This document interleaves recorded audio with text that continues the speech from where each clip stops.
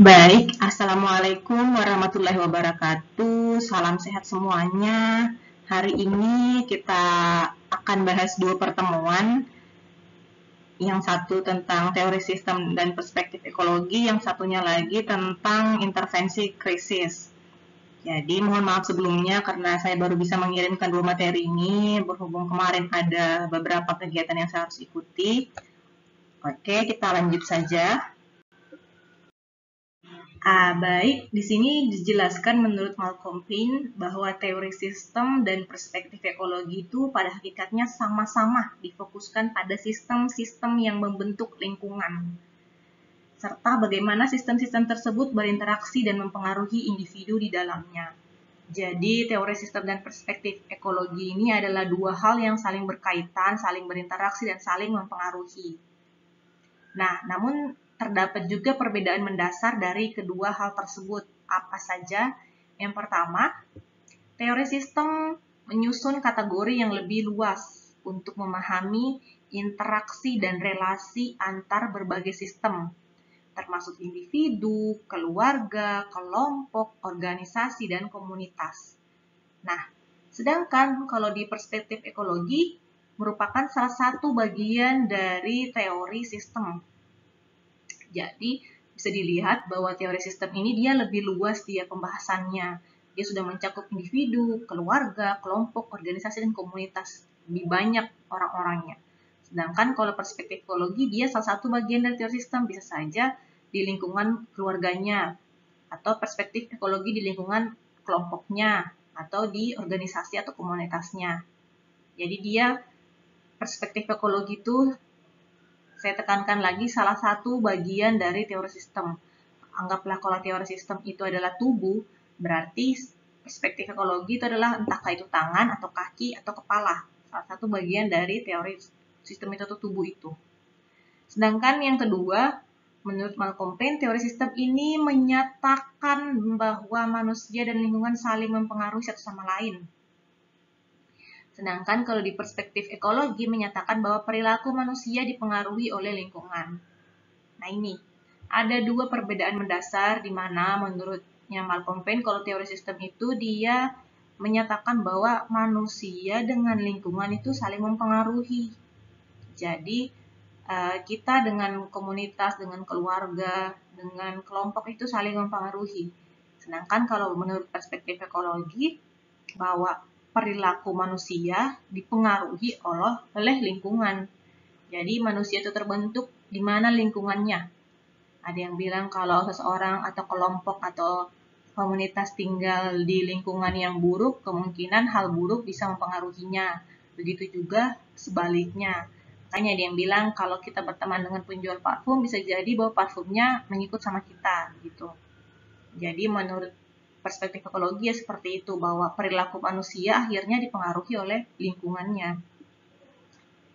Yang ketiga, di sini dijelaskan bahwa teori sistem menggunakan pemikiran secara terorganisir untuk menghubungkan dan melihat adanya ketergantungan antara fenomena-fenomena sosial yang terjadi. Nah, sedangkan perspektif ekologi hanya melihat transaksi yang terjadi antara manusia dengan lingkungannya dan bentuk-bentuk bantuan yang mereka lakukan bagi satu sama lain. Jadi ada dua perbedaan mendasar di sini. Kalau di teori sistem dia menganggap bahwa seseorang itu akan dilihat dari fenomena-fenomena sosial yang ada yang terjadi di sekitarnya, atau kita melihatnya secara lebih terorganisir. Kita akan menghubungkan si klien kita ini dengan apa-apa saja yang ada di sekitarnya yang berkaitan. Sedangkan kalau perspektif ekologi hanya melihat transaksi yang terjadi antara manusia dengan lingkungannya. Jadi dia lebih sempit lagi kalau perspektif ekologi. Kira-kira kalau seumpama seorang anak ini bermasalah, kira-kira karena siapa sering dia ketemui atau dia sering kemana, dia akan melihat transaksi yang terjadi. Sedangkan kalau di teori sistem semuanya dilihat, kira-kira ada tidak pengaruh gurunya, ada tidak pengaruh sekolahnya ada tidak pengaruh, tetangganya lebih luas dia untuk melihat berpengaruhnya seseorang terhadap lingkungan. Oke, menurut Malcolm Payne juga ada 3 cakupan penting yang termasuk dalam perspektif ekologi. Yang pertama ada pertukaran atau transaction, yang kedua ada penyesuaian atau adaptation, yang ketiga ada mengatasi atau coping. Nah, di bagian pertama di pertukaran atau transaction sini dijelaskan bahwa manusia berkomunikasi dan berinteraksi dengan sesamanya dan dengan lingkungannya. Nah, bentuk dari komunikasi dan interaksi ini adalah pertukaran yang dilakukan secara aktif dan bersifat dinamis. Karena ada hal-hal yang dikomunikasikan dan ada hal-hal yang saling ditukarkan. Entahkah itu informasi, entahkah itu mungkin sesuatu barang atau terkait berita, apapun itu. Jadi ada pertukaran yang terjadi antara sesama manusia dengan lingkungannya. Yang kedua ada penyesuaian atau adaptation. Nah, adaptasi menunjuk pada kapasitas untuk menyesuaikan diri pada kondisi-kondisi yang terjadi pada lingkungan sekitarnya. Nah, untuk penyesuaian sendiri, seseorang itu harus mampu menyesuaikan diri pada kondisi yang baru yang ditemuinya. Jadi saat kita pindah sekolah atau pindah di lingkungan rumah yang baru atau tiba-tiba masuk les atau tiba-tiba masuk kampus dengan kelas yang baru, itu kita harus mampu menyelesaikan diri di lingkungan tersebut agar kita dapat melakukan keberfungsian secara efektif. Jadi agar kita bisa tetap berkomunikasi dengan orang, tetap berinteraksi, tetap melakukan peran kita sebagai mahasiswa, sebagai anak, sebagai tetangga, sebagai teman, kalau kita bisa menyesuaikan diri di kelompok tersebut. Nah, perlu diketahui juga bahwa tidak hanya manusia yang dapat dipengaruhi oleh lingkungannya, tetapi juga sebaliknya, yaitu lingkungan dapat mempengaruhi manusia. Jadi, dua hal tersebut ini, manusia dan lingkungan itu sama-sama saling dapat mempengaruhi. Kemudian yang ketiga ada mengatasi atau coping. Nah, coping ini adalah bentuk adaptasi yang membutuhkan perjuangan untuk mengatasi masalah. Jadi saat seseorang tadi contohnya tidak mampu menyelesaikan diri di lingkungan terbarunya, dia akan butuh coping strategi, atau sering kita bilang bagaimana cara strategi mengatasi masalah tersebut. Apakah dia harus bisa lebih akrab dengan orang di sekitarnya, atau bisa lebih aktif, atau apapun itu. Nah, adaptasi ini mencakup respon terhadap kondisi baru yang positif maupun negatif. Jadi, dalam mengatasi masalah ini, ada yang untuk mengatasi kondisi yang positif, seperti mungkin dia pindah sekolah itu positif, kemudian ada juga yang negatif, karena dia dikucilkan di kelompoknya, jadi dia harus mengatasi masalah tersebut agar tidak mempengaruhi kehidupan sehari-harinya. Oke, kita lanjut. Setelah tadi kita bahas sedikit tentang perspektif ekologi, nah di sini juga selanjutnya kita akan ulas kembali tentang teori sistem. Jadi perlu kita ketahui bahwa fokus Texas itu adalah pada interaksi antara individu-individu dengan berbagai sistem di dalam lingkungan. Jadi, saat kita menyelesaikan masalah klien, kita tidak hanya bisa menyatakan bahwa masalah klien itu berasal dari dirinya sendiri atau dalam dirinya. Tapi perlu kita pahami bahwa ada interaksi yang terjadi di dalam kehidupan klien, sehingga kita perlu melihat orang-orang di sekitarnya atau sub-subsistem yang ada di sekitarnya, entahkah temannya, keluarganya, teman lesnya, teman sekolahnya, mungkin bisa jadi pemerintah atau apapun itu. Nah, konsep tersebut meliputi pengaruh interaksi dan relasi antara berbagai sistem yang menyangkut individu-individu, keluarga-keluarga, kelompok-kelompok, atau komunitas-komunitas. Jadi saat kita menyelesaikan masalah klien, perlu kita lihat secara individu, secara keluarga, ya dari kelompok, dan juga komunitas yang dia ikuti atau yang ada di sekitarnya. Nah, teori sistem ini menggambarkan keterlibatan secara dinamis antara orang-orang dengan masing-masing sistem tersebut. Jadi akan ada kesimpulan atau akan ada hal yang akan kita dapat saat kita melihat sistem-sistem yang ada, subsistem yang ada di sekitar klien atau seseorang.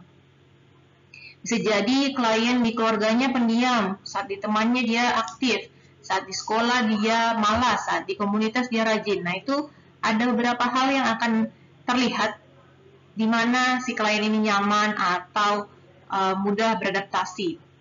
Nah, praktik Paxos diarahkan pada upaya meningkatkan interaksi klien dengan sistem tersebut. Nah, kita di sini juga harus membantu klien agar bisa laksanakan perannya atau berfungsi sosial di setiap subsistem tadi. Jadi, entahkah itu di rumah, di temannya, di sekolah, ataupun di komunitas, dia harus sama-sama bisa menyelesaikan diri dan berperilaku sama-sama sesuai dengan yang positif, mengarah ke positif. Jadi, kalau dia rajin di keluarga, aktif di keluarga, di komunitas maupun di teman dan juga di sekolahnya, dia sama-sama harus aktif dan juga rajin.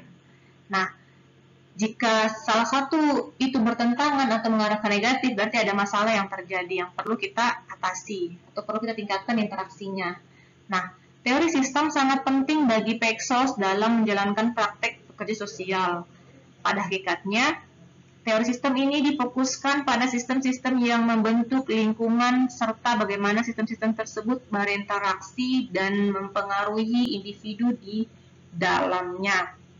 Yang tadi saya bilang bahwa teori sistem ini sangat penting bagi kita seorang pekerja sosial karena kita pahami bahwa seseorang itu bisa dipengaruhi oleh lingkungannya atau bahkan kita harus melihat pengaruh lingkungan kepada kehidupan si klien kita ini. Jadi teori sistem dan perspektif ekologi dua hal yang harus kita pahami dan juga perlu kita tetap lakukan saat kita menyelesaikan masalah klien. Jadi teori ini akan menjadi dasar kita dalam melihat interaksi dan pengaruh lingkungan yang terjadi antara klien dengan subsistem yang ada di sekitarnya, baik individu keluarganya, baik temannya maupun komunitas yang ada di dekat dia.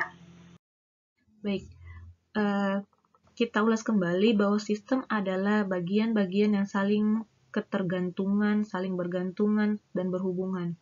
Nah, sistem selalu mempertahankan batas-batas.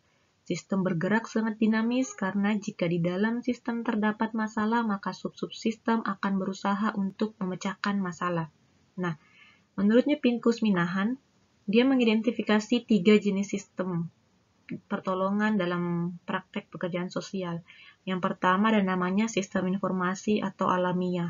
Di sini seperti keluarga, ada di sebelah kiri, seperti keluarga, bisa lihat di gambarnya ada teman-teman di kelompok atau grup, ada para pegawai kantor tersebut atau teman-teman kerjanya.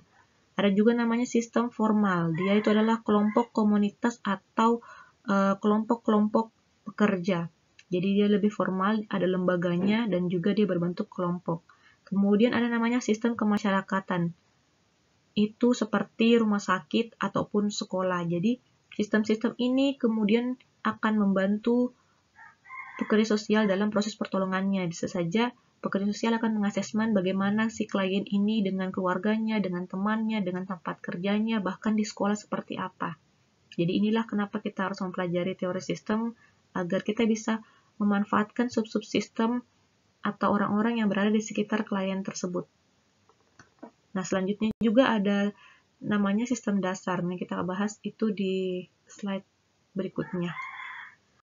Oke, mohon maaf jika banyak iklan-iklan suara ayam dan juga kendaraan di pertemuan kita hari ini. Nah, oke, kita lanjut. Nah, di dalam pekerjaan sosial ada namanya sistem dasar. Nah, sistem dasar ini menjadi salah satu yang perlu kita sebagai pekerja sosial siapkan sebagai sistem partisipan siapa saja yang berpartisipasi dalam penyelesaian masalah yang akan kita lakukan. Jadi contoh di sini untuk menentukan sistem partisipan atau sistem dasarnya adalah contoh masalahnya pencegahan penyalahgunaan nafsa di suatu kelurahan. Nah, di sini kita akan menentukan siapa saja sistem yang ada dalam situ atau siapa saja yang berpartisipasi dalam pencegahan penyalahgunaan nafsa. Yang pertama ada namanya sistem inisiator, yaitu orang yang pertama kali menaruh perhatian atau notis pada masalah tersebut. Jadi di sini contohnya seperti warga.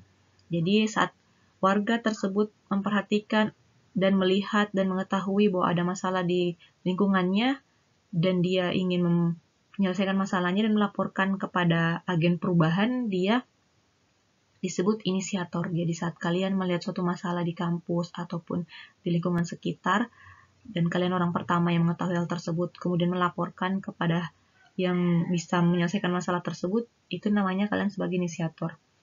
Yang kedua, ada namanya change agent atau agen perubah. Jadi di sini adalah bisa saja seperti pekerja sosial, bisa lembaga yang dapat mengkoordinasikan usaha perubahan atau pemecahan masalah. Jadi orang-orang yang dapat memecahkan masalah yang dilaporkan oleh si inisiator. Nah, di sini bisa saja seperti Peksos atau bahkan dia tokoh masyarakat. Nah, kemudian sistem ketiga ada namanya sistem klien. Di sini adalah penerima manfaat primer dan sekunder. Jadi klien di sini orang yang menjadi target penyelesaian masalah atau organ yang menjadi target perubahan. Ya, sistem representatifnya adalah penyalahguna nafsa. Kemudian ada namanya support system, yaitu pihak-pihak lain yang diharapkan memberikan dukungan dalam pemecahan masalah, seperti PKK, Karta Karang Taruna, kemudian mungkin remaja-remaja masjid atau kelompok pengajian, dan lain-lain yang bisa mendukung. Kemudian ada namanya sistem controlling. Di sini adalah orang-orang yang mempunyai kekuasaan dan otoritas untuk menyetujui perubahan dan mengarahkan dalam pengimplementasiannya. Jadi ini seperti lurah. Jadi saat kita ingin mencegah penyalahgunaan nafsa di suatu kelurahan, controllingnya adalah lurah. Dia yang punya kekuasaan dan juga dapat menyetujui perubahan atau kegiatan yang akan kita lakukan. Kemudian ada namanya sistem host, yaitu bagian dari organisasi atau masyarakat yang memberikan naungan secara administrasi dalam intervensi. Jadi di sini contohnya adalah seksi dari kesejahteraan sosial atau seksi kesra yang ada di kantor lurah atau bahkan bisa saja BNN. Kemudian ada namanya sistem implementing, yaitu staf atau volunteer yang melaksanakan intervensi. Jadi hampir sama dengan support tadi yang mendukung, tapi dia ini lebih ke membantu dalam implementasinya juga dia, atau dalam melaksanakan intervensi. Di sini bisa saja orang-orang kelurahan, bagian dari Kestra, atau bahkan orang-orang dari BNN juga bisa. Nah, kemudian ada namanya sistem target, yaitu pihak-pihak yang harus dirubah agar intervensi dapat berhasil. Jadi, di sini kalau tadi dia klien orang yang penerima manfaat, kalau dia yang target orang-orang yang harus dirubah. Jadi kira-kira orang-orang yang bisa saja akan menyalahgunakan nafsa juga. Yaitu yang dimaksud sini adalah warga yang terlibat dalam penyalahgunaan nafsa, yang mungkin belum terjun secara bebas di penyalahgunaan nafsa sehingga dia menjadi target-target kita seperti pemuda-pemuda, geng-geng, teman geng-geng si klien ini. Nah, kalau sistem action adalah orang yang mengembangkan perencanaan serta menjadi kelompok kerja yang bertanggung jawab untuk melihat. Jadi seperti wakil dari inisiator siapa. Jadi ada ditunjuk warga atau inisiator. Kemudian ada agen perubahan juga, ada klien, ada tokoh masyarakat, dan volunteer. Jadi semua yang berada di sistem ini bisa saja bagian dari sistem aksi atau orang yang akan melakukan tindakan atau aksi dalam mengembangkan perencanaan untuk pencegahan penyalahgunaan nafsa, bisa saja melalui sosialisasi atau bahkan melalui rehabilitasi atau bahkan bisa saja dirujuk ke BNN untuk direhabilitasi. Nah, ini adalah sistem-sistem dasar atau sistem partisipan yang berpartisipasi dalam suatu penyelesaian masalah yang terjadi di suatu kelurahan, yang juga membantu pekerja sosial dalam penyelesaian masalah tersebut. Nah, sistem-sistem ini bisa disebut dengan sub-subsistem yang ada di masyarakat tersebut. Bisa kita lihat bahwa dari inisiator sampai dengan aksi ini semua yang ada di dalam masyarakat. Oke, setelah tadi sudah kita bahas terkait tiga jenis sistem pertolongan, yaitu informal, formal, kemasyarakatan, kemudian ada sistem dasar dari inisiator sampai dengan action. Di sini juga ada beberapa pendekatan atau teori untuk memahami sistem sosial. Ini menurut Talcott Parsons yang teori struktural fungsional dan teori sibernetika, sedangkan untuk teori konflik dialektika itu menurut Dahrendorf. Nah, untuk penjelasan masing-masing dari pendekatan atau teori ada di slide berikutnya. Oke, untuk teori atau pendekatan pertama dalam memahami sistem sosial yaitu struktural fungsional. Nah, di sini di dalam pendekatan atau teori ini akan mengandung 4 komponen penting, yaitu agil yang nanti akan kita bahas di slide selanjutnya. Nah, dalam teori atau pendekatan struktural fungsional ini, dia mengasumsikan bahwa masyarakat itu merupakan sebuah sistem yang terdiri dari berbagai bagian atau subsistem yang saling berhubungan. Nah, bagian-bagian tersebut berfungsi dalam segala kegiatan yang dapat meningkatkan kelangsungan sistem. Jadi, menurut teori atau pendekatan struktural fungsional ini, dia mengasumsikan bahwa masyarakat itu menjadi satu kesatuan atas dasar kesepakatan dari para anggotanya. Nah, mereka di dalam masyarakat ini atau di dalam kesatuan ini mempunyai nilai-nilai tertentu untuk mengatasi perbedaan-perbedaan yang ada. Nah, akhirnya masyarakat tersebut atau sistem tersebut dipandang sebagai suatu sistem yang secara fungsional dia terintegrasi dalam suatu keseimbangan, dan masyarakat juga dipandang sebagai sekumpulan sistem-sistem sosial yang satu sama lain saling berhubungan dan memiliki ketergantungan. Nah, bagian-bagian yang dimaksud di sini yaitu adalah orang-orang atau kelompok-kelompok yang akhirnya akan bersatu, kemudian akan melaksanakan fungsinya seperti fungsi masyarakat atau kegiatannya, akan melakukan kegiatan bekerja atau yang lain-lain untuk meningkatkan kelangsungan sistem agar mereka tetap terus berjalan. Nah, teori atau pendekatan struktural fungsional ini dapat dikaji melalui anggapan-anggapan dasar. Yang pertama, anggapan pertama itu masyarakat harus dilihat sebagai suatu sistem dari bagian-bagian yang saling berhubungan satu sama lain. Jadi kita harus memahami bahwa walaupun masyarakat dalam suatu negara atau suatu wilayah tertentu itu memiliki perbedaan-perbedaan suku, agama, bahasa, tapi mereka itu merupakan bagian-bagian yang saling berhubungan satu sama lain, walaupun ada perbedaan itu. Kemudian, menurut pendekatan ini, kita juga harus beranggapan bahwa hubungan dari sistem ini atau subsistem ini adalah hubungan yang saling mempengaruhi di antara bagian-bagian suatu sistem yang bersifat timbal balik. Jadi ada hubungan timbal balik, ada feedback di dalam suatu sistem atau masyarakat. Nah, kemudian anggapan ketiga perlu kita pahami bahwa integrasi sosial tidak pernah dapat dicapai dengan sempurna. Jadi menurut pendekatan ini, teori ini, dia mengasumsikan bahwa dalam sistem sosial itu, integrasi sosial itu tidak akan pernah tercapai secara sempurna. Nah, namun sistem sosial selalu cenderung bergerak ke arah keseimbangan yang bersifat dinamis.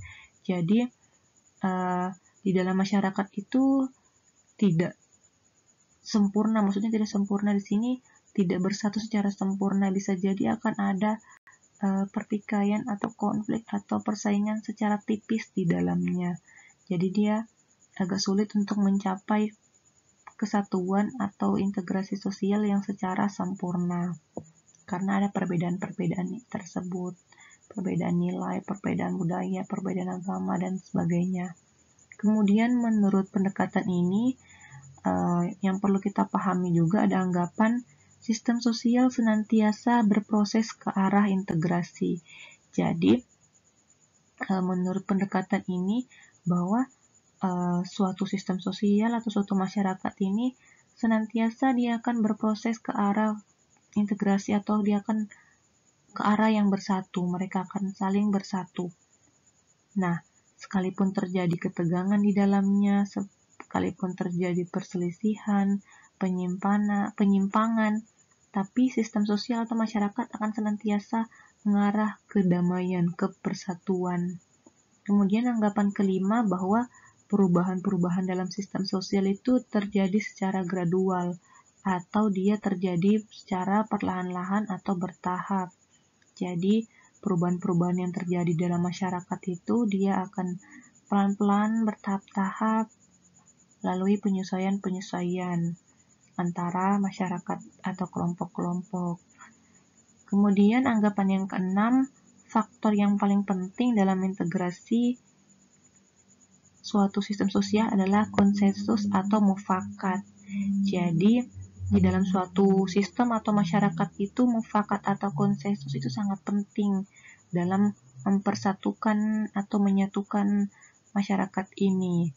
Kenapa? Karena di antara para anggota masyarakat ini memiliki nilai-nilai kemasyarakatan yang tertentu sehingga mereka harus saling bertoleransi dengan cara mufakat atau berbicara untuk mengambil suatu keputusan dengan musyawarah.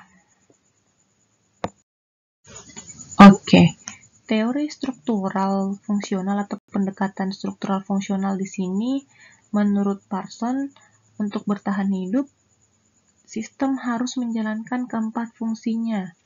Apa saja empat fungsi ini atau apa saja empat komponen ini? Yang pertama ada adaptation atau adaptasi, kemudian goals attainment atau pencapaian tujuan, kemudian integration atau integrasi, dan latensi atau pemeliharaan pola. Nah, keempat komponen atau empat fungsi ini sering disebut dengan agile. Kita akan bahas satu persatu di slide selanjutnya. Oke, dalam pendekatan atau teori struktural fungsional, seperti tadi sudah dijelaskan, jadi menurut Parson itu bahwa suatu sistem harus laksanakan fungsinya. Apa saja fungsinya? Yang pertama, sistem itu harus mampu beradaptasi dengan lingkungan dan menyesuaikan lingkungan dengan kebutuhan-kebutuhannya. Jadi, suatu sistem itu atau suatu masyarakat ini harus dapat menyaring kebudayaan yang masuk di dalam wilayahnya. Jadi contohnya kayak di Bali, karena di Bali sudah punya aturan cara berpakaian sendiri, cara bersopan santun, berbicara dengan orang yang lebih tua, maka walaupun ada budaya luar seperti turis yang sering datang, dia akan tidak terpengaruh atau tidak terlalu terpengaruh terhadap budaya-budaya luar yang datang. Kenapa? Karena dia sudah punya aturan atau nilai-nilai sendiri yang sudah ada di wilayah tersebut. Nah, untuk fungsi yang kedua, yaitu pencapaian tujuan atau goals attainment. Jadi sistem di sini harus mendefinisikan dan mencapai tujuan-tujuan, terutama tujuan-tujuan utamanya. Jadi sistem juga harus menentukan, masyarakat ini harus menentukan apa tujuannya. Jadi contohnya di RT ini ingin agar RT-nya menjadi RT yang bersih, yang harmonis, yang asri. Nah, dia atau sistem-sistem ini, masyarakat-masyarakat ini, orang-orang ini akan bersama-sama menentukan tujuan, kemudian membuat visi misi bagaimana caranya mencapai tujuan tersebut. Kemudian ada fungsi integrasi. Jadi di sini sistem harus mengatur hubungan-hubungan bagian-bagian yang menjadi komponennya. Jadi di sini integrasi di mana sistem ini akan mengatur dari fungsi adaptasi, pencapaian tujuan, dan juga latensi. Jadi dia akan menggabungkan dan mengatur bagaimana sistem harus beradaptasi dengan lingkungan, bagaimana sistem harus mendefinisi dan mencapai tujuan, dan juga bagaimana sistem harus melengkapi dan memelihara motivasinya. Nah, untuk fungsi yang keempat ada namanya latensi atau pemeliharaan pola. Nah, di sini sistem harus melengkapi, memelihara, dan memperbarui motivasi individu. Di sini, di mana masyarakat atau sistem tersebut harus menciptakan dan juga mempertahankan motivasi yang sudah ada di dalam suatu sistem tersebut agar tetap berjalan dengan baik dan juga tetap menjadi dasar atau pegangan dari sistem tersebut. Oke, selain 4 komponen atau 4 fungsi Agile tadi, Parsons juga menemukan 4 sistem. Yang pertama ada sistem tindakan, yang kedua ada sistem kepribadian, yang ketiga ada sistem sosial, dan yang keempat ada sistem kultural. Untuk masing-masing penjelasan kita akan bahas di slide berikutnya. Baik, selain tadi ada Agile, Parsons juga menemukan 4 sistem dalam memahami suatu sistem sosial. Yang pertama ada sistem tindakan. Nah, sistem tindakan ini adalah sistem yang mendorong orang untuk bertindak. Jadi contohnya di Indonesia ada Pancasila. Nah, Pancasila ini akhirnya menjadi pedoman untuk mendorong warganya melakukan apa-apa yang ada dalam 5 sila. Seperti dengan menghargai keberagaman agama yang ada di Indonesia, kemudian menjunjung tinggi hak-hak manusia dengan keadilan, kemudian menjunjung tinggi persatuan kesatuan bangsa dengan mengadakan musyawarah mufakat, kemudian menghargai semua yang ada di masyarakat agar terciptanya masyarakat yang adil dan makmur. Nah, kemudian ada juga sistem kepribadian. Nah, sistem kepribadian ini adalah sistem yang menjalankan fungsi pencapaian tujuan dengan mendefinisikan tujuan sistem dan memobilisasi sumber daya yang digunakan untuk mencapainya. Jadi, sistem kepribadian ini seperti motivasi. Jadi, ada motivasi yang diberikan kepada sistem atau masyarakat untuk sama-sama mencapai tujuan yang telah disepakati. Kemudian ada sistem sosial. Nah, sistem sosial ini adalah sistem yang menangani fungsi integrasi dengan mengontrol bagian-bagian yang menjadi komponennya.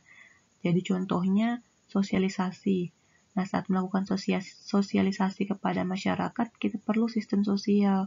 Sistem sosial ini adalah orang yang dapat mengontrol atau memiliki pengetahuan yang lebih yang mampu mensosialisasikan apa yang ingin kita sosialisasi. Contohnya, saat kita ingin sosialisasi tentang jauhi narkoba, kita pakai atau kita minta narasumber dari BNN atau pekerja sosial yang berada di bidang NAPSA. Kemudian ada namanya sistem kultural, yaitu sistem yang menjalankan fungsi latensi dengan membekali aktor dengan norma dan nilai yang memotivasi mereka untuk bertindak. Jadi sistem kultural ini di dalamnya ada nilai dan juga norma yang akan mendorong individu untuk berkata atau bertutur kata lebih sopan kepada orang tua maupun yang dituakan. Jadi di sini akan ada nilai norma yang diterapkan di dalam suatu masyarakat atau sistem tersebut yang menjadi dasar agar orang tersebut bertindak ke orang lain atau dalam wilayah tersebut. Oke, setelah tadi kita bahas tentang Agile, kemudian kita bahas 4 sistem, dapat dipahami bahwa teori struktural fungsional ini adalah teori yang membahas tentang peranan masyarakat.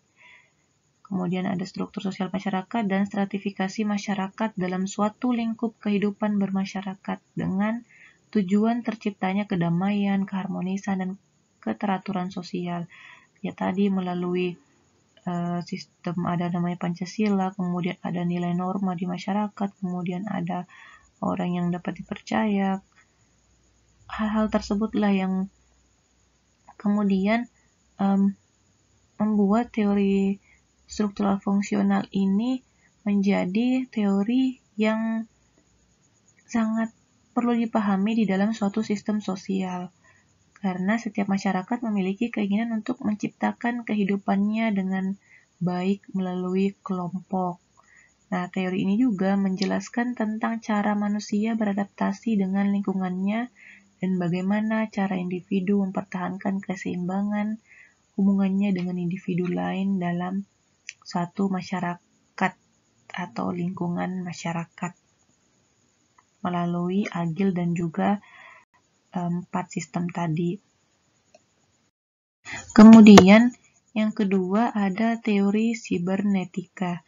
Nah, di dalam teori sibernetika ini milik Parsons, sistem sosial merupakan suatu sinergi antara berbagai subsistem sosial yang saling mengalami ketergantungan dan keterkaitan.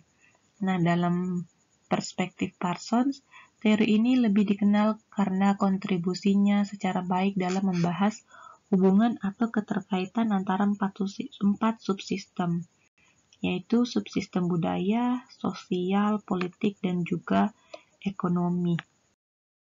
Oke, untuk teori keduanya Parsons, yang teori sibernetika, dia menjelaskan ada 4 subsistem yang saling berhubungan dalam suatu sistem. Yang pertama, subsistem ekonomi, budaya, politik, dan juga sosial. Nah, untuk subsistem pertama, yaitu subsistem ekonomi, adalah subsistem yang melaksanakan fungsi masyarakat dalam menyesuaikan diri terhadap lingkungan. Jadi contoh subsistemnya ini yaitu pekerjaan.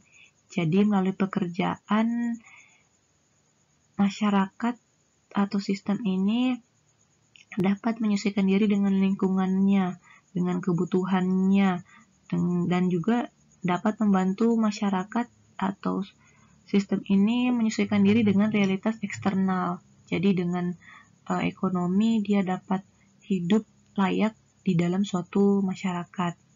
Kemudian ada subsistem budaya. Nah, subsistem budaya sendiri di sini adalah subsistem yang dapat menyatukan antar aktor melalui norma dan nilai. Jadi dengan adanya budaya, akhirnya sistem sosial itu dapat bersatu, dapat saling toleransi karena ada norma sopan santun yang di dalamnya, ada norma nilai yang mereka miliki. Kemudian yang ketiga, subsistem politik. Nah, di sini subsistem yang melaksanakan fungsi pencapaian tujuan. Jadi contohnya pemerintah di dalam suatu negara itu ada pemerintah yang melaksanakan subsistem politik ini untuk mencapai tujuannya. Ada partai-partai, kemudian akhirnya ada MPR, DPR, DPRD, kemudian ada presiden dan sebagainya. Kemudian ada subsistem sosial, adalah subsistem yang secara kolektif berusaha memenuhi kebutuhannya. Jadi contohnya komunitas kemasyarakatan. Jadi dalam sistem sosial ini akhirnya akan terbentuk suatu kolektivitas atau kelompok yang kelompok ini akan berusaha memenuhi kebutuhannya melalui subsistem ekonomi tadi dengan mencari pekerjaan. Dan di dalamnya itu ada juga nilai norma yang dipegang. Oke, setelah tadi kita bahas 2 teorinya Parsons, sekarang kita akan bahas teorinya Dahrendorf terkait teori konflik dialektika. Ini salah satu teori atau pendekatan yang juga harus dipahami dalam sistem sosial.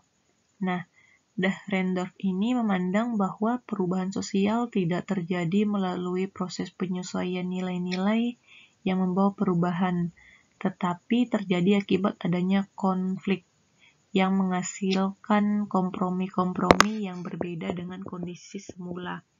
Jadi nanti di pertemuan ke-6 akan ada interaksi, di situ ada bentuk interaksi yang positif dan negatif. Salah satunya juga bisa menghasilkan konflik, dan yang positif juga bisa menghasilkan kompromi.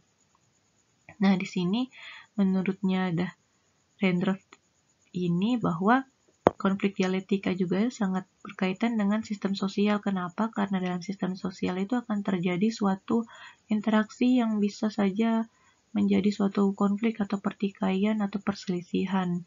Nah, di dalam perselisihan ini akan terjadi beberapa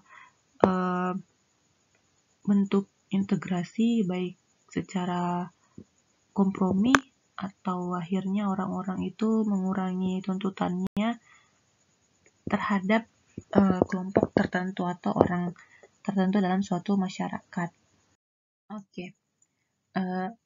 Selanjutnya kita akan bahas terkait asumsi dasar dari teori konflik dialektika.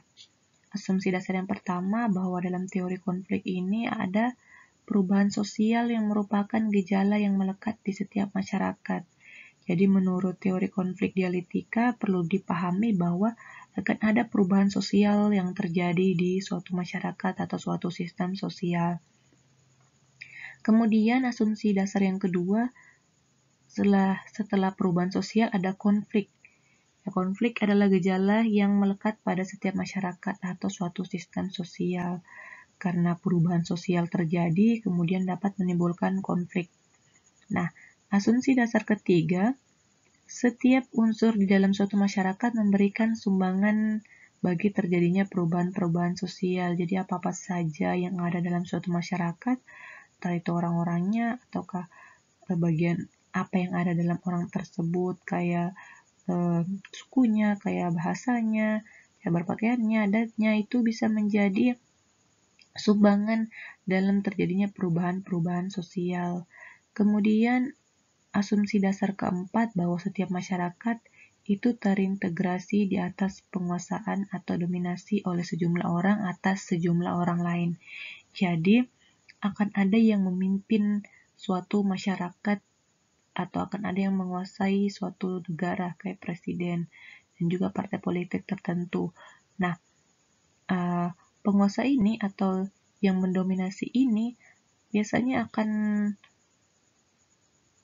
bersatu atau mencoba untuk terintegrasi walaupun mungkin ada perbedaan, tapi akhirnya ada penyesuaian, proses penyesuaian di dalamnya sehingga mereka bisa hidup secara berdamai seperti itu. Nah, konflik ini akhirnya menghasilkan perubahan sosial. Jadi unsur-unsur yang bertentangan dalam masyarakat akibat pembagian kewenangan atau otoritas yang tidak merata dapat menyebabkan terjadinya perubahan sosial. Jadi konflik ini sangat berkaitan erat dengan perubahan sosial karena setelah terjadi konflik akan ada proses penyesuaian dan akhirnya ada perubahan sosial yang terjadi. Bisa saja awalnya suatu kelompok A dan kelompok B ini baik-baik saja, kemudian setelah terjadi konflik, mereka akhirnya mulai berdamai, mulai kompromi, dan mulai menyesuaikan diri terhadap kompromi yang ada. Akhirnya mereka mungkin bisa saja yang awalnya dulu kalau ketemu langsung menyapa, sekarang kalau ketemu ya cuma saling tatap muka atau tatap mata, setelah itu ya berpisah, tidak ada lagi kelekatan yang terjadi seperti sebelumnya. Ini namanya perubahan sosial, jadi terjadi perubahan yang awalnya dekat menjadi agak renggang. Oke, menurut Dahrendorf juga, sistem tidak selamanya terintegrasi, harmonis, dan saling memenuhi. Tetapi ada wajah lain yang saling memperlihatkan konflik dan juga perubahan. Jadi, perlu kita pahami bahwa satu sistem itu tidak selamanya dia bersatu atau harmonis. Jadi dia kadang-kadang akan terjadi konflik, akan terjadi pergesekan, akan terjadi persaingan, akan terjadi salah paham. Akhirnya terjadilah konflik dan kemudian akan terjadi perubahan sosial. Oke, menurut penganut teori konflik, konflik ini tidak bisa dilenyapkan tetapi hanya bisa dikendalikan. Agar konflik tidak menjadi manifest dalam bentuk kekerasan. Jadi menurut penganut teori konflik di sini bahwa konflik itu sangat melekat di suatu sistem atau masyarakat. Dia tidak bisa dihilangkan tapi bisa dikendalikan. Nah, pengendalian ini diharapkan agar menjadi suatu upaya agar tidak terjadi kekerasan dalam konflik. Oke, 3 bentuk dalam mengendalikan konflik. Di sini yang pertama ada konsiliasi, yaitu di mana konflik ini akhirnya bisa terselesaikan dengan bantuan lembaga tertentu. Nah, lembaga ini harus yang punya wewenang, kemudian dia juga harus berkuasa di kedua belah pihak, kemudian juga dia harus yang demokratis, jadi dia harus netral. Nah, kemudian untuk yang kedua yaitu mediasi. Nah, mediasi ini sebenarnya hampir mirip dengan perwasitan atau arbitration. Jadi kalau mediasi ini dia pihak ketiganya hanya memberikan nasihat-nasihat penyelesaian konflik. Dia tidak punya wewenang untuk menentukan keputusan penyelesaian masalah dari kedua pihak. Sedangkan kalau di perwasitan arbitration, pihak ketiga ini dia punya wewenang atau kekuasaan untuk mengurangi konflik. Nah, sehingga kedua belah pihak ini harus bersepakat menerima atau malah terpaksa menerima keputusan yang telah diberikan oleh pihak ketiga ini. Jadi, ketiga cara ini, pengendalian ini sama-sama menggunakan orang ketiga atau media lain perantara untuk menyelesaikan sebuah konflik. Kalau konsiliasi dia menggunakan lembaga, kalau mediasi dia menggunakan satu orang yang memberi nasihat atau beberapa orang yang memberi nasihat tapi tidak bisa membuat keputusan untuk penyelesaiannya. Kalau yang ketiga ini dia menggunakan pihak ketiga atau orang ketiga juga, tapi dia punya kewenangan untuk membuat keputusan penyelesaian masalah, dan dua kelompok ini harus menerima atau terpaksa menerima keputusan dari wasit. Nah, perlu kita pahami bahwa jika pengendalian konflik efektif yang tadi telah dibahas, maka akan menjadi kekuatan pendorong terjadinya perubahan-perubahan sosial yang terus berlanjut. Jadi, kita tahu bahwa di masyarakat itu akan ada perubahan yang terjadi karena perkembangan zaman, karena perbedaan yang ada di dalam masyarakat itu sendiri. Nah, kalau kita dapat mengendalikan dengan cara tadi, konsiliasi, mediasi, dengan perwasitan, dan bahkan ada 8 bentuk lainnya yang akan dibahas di pertemuan ke-6. Kalau kita bisa mampu itu kayak toleransi, kompromi, dan lain-lain, kita dapat beradaptasi dengan perubahan-perubahan yang ada. Perubahan yang ada itu akan terus berlanjut dan kita tetap bisa menjalankan perubahan atau menyesuaikan diri terhadap perubahan tanpa ada kekerasan atau konflik yang sangat mengganggu sistem tersebut. Oke, saya rasa cukup. Jika ada yang ingin ditanyakan, silakan tanya di WA, di grup. Jangan lupa tag saya. Terima kasih. Assalamualaikum warahmatullahi wabarakatuh. Oke, bisa kita tarik kesimpulan bahwa teori sistem dan perspektif ekologis sangat penting bagi pekerja sosial dalam menjalankan praktek pekerja sosial untuk proses pertolongannya kepada klien. Nah, pada hakikatnya teori sistem dan perspektif ekologi ini sama-sama difokuskan pada sistem-sistem yang membentuk lingkungan serta bagaimana sistem-sistem tersebut berinteraksi dan mempengaruhi individu di dalamnya. Oke, saya rasa cukup sekian. Jika ada pertanyaan, jika malu-malu di grup, bisa japri ke saya. Terima kasih atas perhatian dan waktunya. Assalamualaikum warahmatullahi wabarakatuh.